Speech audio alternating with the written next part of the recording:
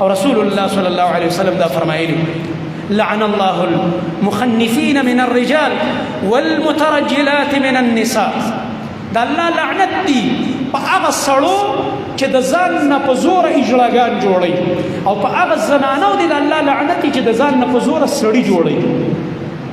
ما درته ویل کنه ټرانسجنډر بل کې څه دي؟ ښځه به ځان نه سړی جوړ کړي او سړی به د ځان نه، او نبي علیه السلام پې څه رالیږي د الله، نو په کوم معاشره چې د الله لعنتونه راورېږي، په کوم پارلیمنټونو او په کومه معاشره چې د الله لعنتونه راورېږي، هغه ملک به ترقي کوي که تباهي به طرف ته به ځي؟ تاسو نه تپوس کوم کوم طرف ته به ځي؟ تباهي طرف ته ځي. دا ملک دې خلکو تباهي ته روان کړی. موږ درته سوال کوو، موږ درته منت کوو، مه بوځئ دا ملک تباهي ته. موږ د هغه خلکو باندې مواز کوو چې هغه ډېر ښه دیندار یې ځان ته ویل او د دې موجوده حکومت تاییدونه یې کول او میلیون مارچونو اعلانونه یې کول. راپاڅئ د دې ټرانسجنډر بل خلاف هم یو میلیون مارچ وکړه که نه، څنګه چې د سیاست دپاره میلیون مارچ کولو. نن راپاڅېږه، نن د دې بل خلاف ستا اوله ذمهواري جوړېږي.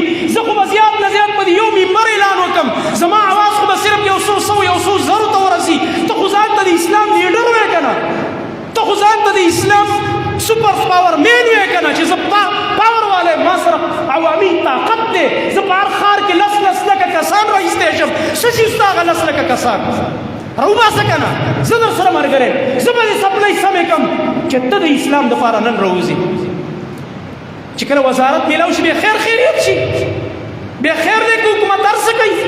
نه، زمونږ دا مطالبه ده څنګه چې په هغه وخت کې تاسو ویل دا حکومت داسې دی او دا حکومت داسې دی او دا، او موږ یاد ساتئ زمونږ د اهل حدیثو د سلفیانو منهج معلوم دی.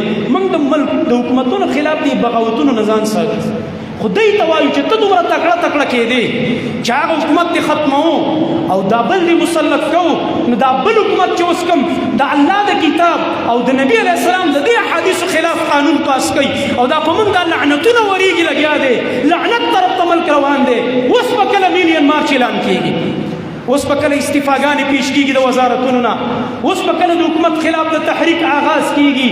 دا امت په تمه دی، دا قوم نور ساده نه دی، دا خلک احمقان نه دي، دا نور بیوقوف نه دي چې ته به کله په یو نوم ډوګډوګۍ به راوالی. مولانا بجلیګر خبره ډوګډوګۍ ورته ویلګئ، کله به په هغې دوکه کې، کله به په بل نوم دوکه کې. بس ستاسو ډرامه ختمه.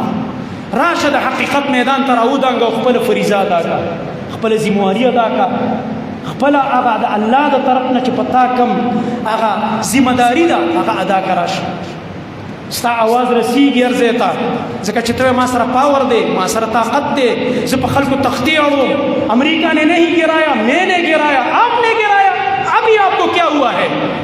اب آپ کو کیا سامسونگ گیا ہے؟ اس سے چل شوی کم مار دل ټک دل راوځئ میدان ته. تنقید نه کوم، ګیله مې وکړه. زما دې خبرې له څوک دا رنګ ورنکړي چې تنقیدونه یې وکړه او اعتراض یې وکړه او نه د چا نوم اخلم. هر سړی ښه پوهېږي، خو دا مې ګیله ده او دا زموږ د منبر هغه حق دی چې ادا کوي، دا هغه حق دی چې ادا کوي.